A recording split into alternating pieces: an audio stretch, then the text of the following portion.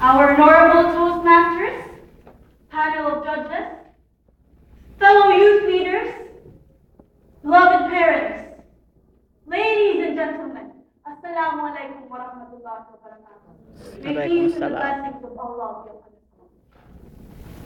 us. Today, I stand in front of you as a child, speaking to my fellow children. And when I say children, I mean all of us here in this hall right now. Spare no one. Didn't that statement make you wonder? I mean, I actually called you children, right? I'd most likely hear a yes from our parents. But moms and dads, don't be puzzled either, because everyone here are children of our own parents. No one can ever change the fact that once upon a time, we belong to the wombs of our beloved mothers.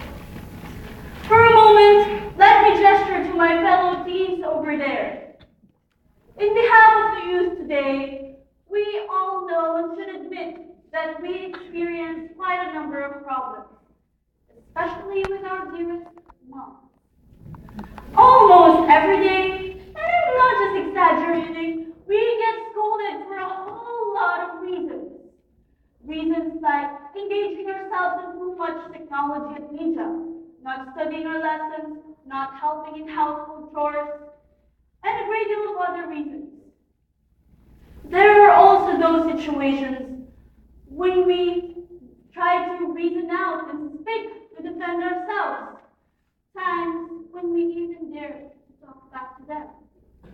The next picture, we will hear non-stop tongue lashing and sermons. Am I right?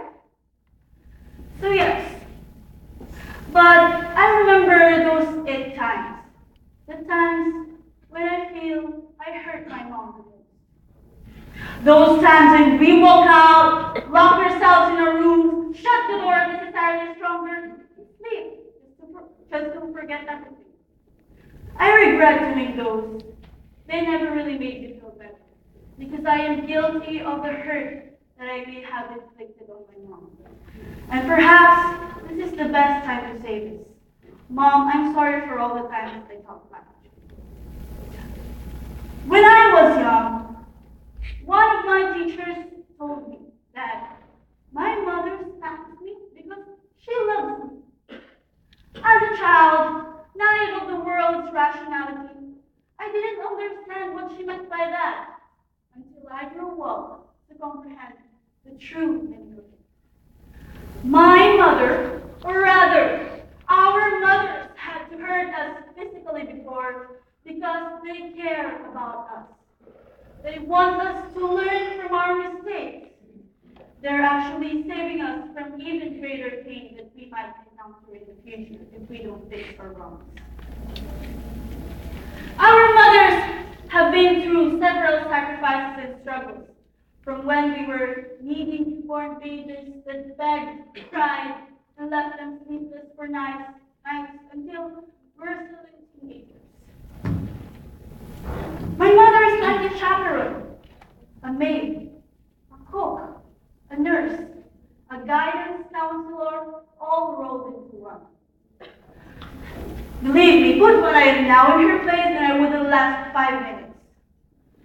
My mother, or rather, our mothers are our backbones, holding us upright with their encouragements, advices, and sound words.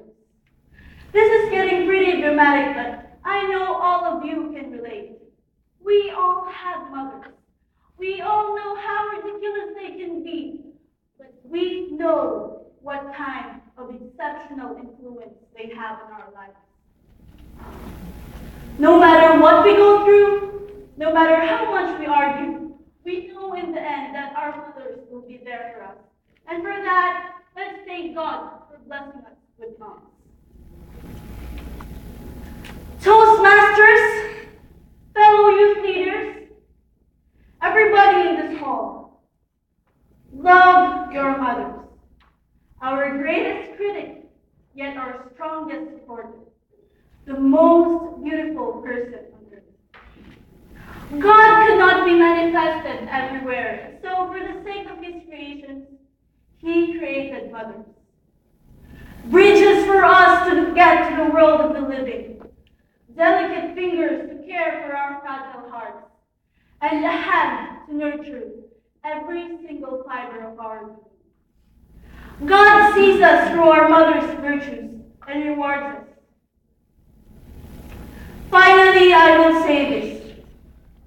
Our mothers are our passports to heaven. A pleasant afternoon to all of you.